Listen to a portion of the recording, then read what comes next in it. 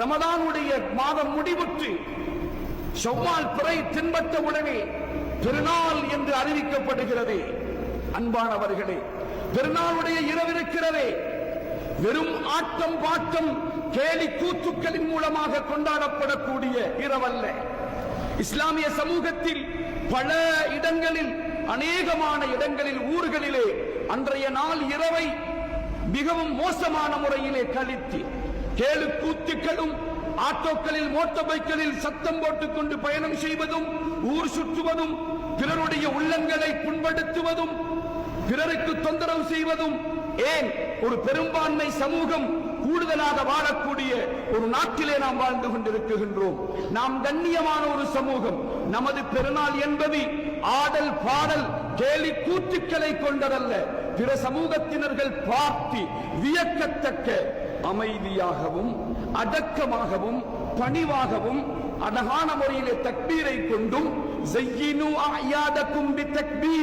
உங்களுடைய பெருநாளை, உங்களுடைய ஈது நாட்களை, திருநாட்களை பட்டாசிகளின் மூலம் அலங்கரிக்க சொல்லவில்லை.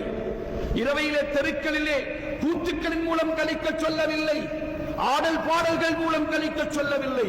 தக்பீரை கொண்டு அலங்கரியுங்கள் என்றார்கள் நபியுல்லாஹி ஸல்லல்லாஹு அலைஹி வஸல்லம் அவர்கள்.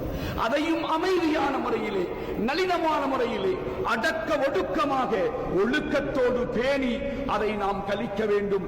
அன்பிற்குரியவர்களே, அல்லாஹ்வின் நல்லடியார்களே, சொன்னார்கள் நபியுல்லாஹி ஸல்லல்லாஹு அலைஹி வஸல்லம் அவர்கள், மன் காம லைலத்தைல் ஈதைன் முஹ்தஸிபன், யார் பெருநாளுடைய 2 இரவுகளையும், நோன்பு பெருநாள், ஹஜ் பெருநாள் ஆகிய 2 தினங்களை யார் நல்வணக்கங்களின் மூலமாக ஈமானோடும் நன்மையை எதிர்பார்த்து வணக்க வழிபாடுகளில் கழிப்பார்களோ அவருடைய உள்ளம் உயிர் பெறும் என்றார்கள் நபியுல்லாஹி ஸல்லல்லாஹு அலைஹி வஸல்லம் அவர்கள்.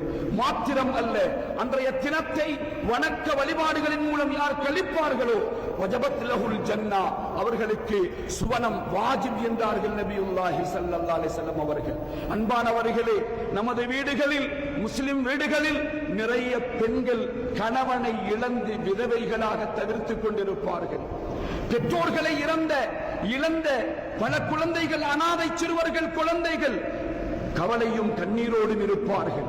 நாம் தேவையற்ற கூத்து கும்மாளங்களில் பட்டாசிகள் கொளுத்தி ஆடல் பாடல்களில் ஈடுபடுவோமேயானால் அவர்களுக்கு அது தொந்தரவு மாத்திரமல்ல, அவருடைய உள்ளத்தை அது புண்படச் செய்யும். சோதர்களே, அவர்களுடைய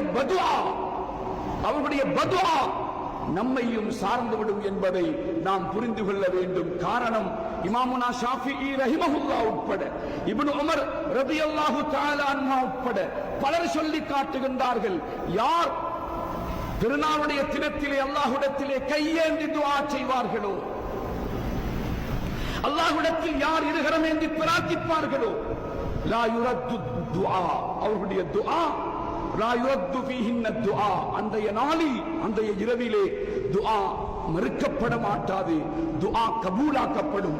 துஆ கபூலாக்கப்படக்கூடிய 5 இரவுகளில் ஒன்று நோன்பு பெருநாளுடைய இரவு என்பதை நபியுல்லாஹி ஸல்லல்லாஹு அலைஹி வஸல்லம் அவர்கள் நமக்கு அழகாக சொல்லி சென்றிருக்கிறார்கள். எனவே அன்றைய இரவை வணக்கங்களின் மூலம், இபாதத்துக்களின் மூலம் கழிப்பதற்கு நாம் முயற்சி செய்ய வேண்டும்.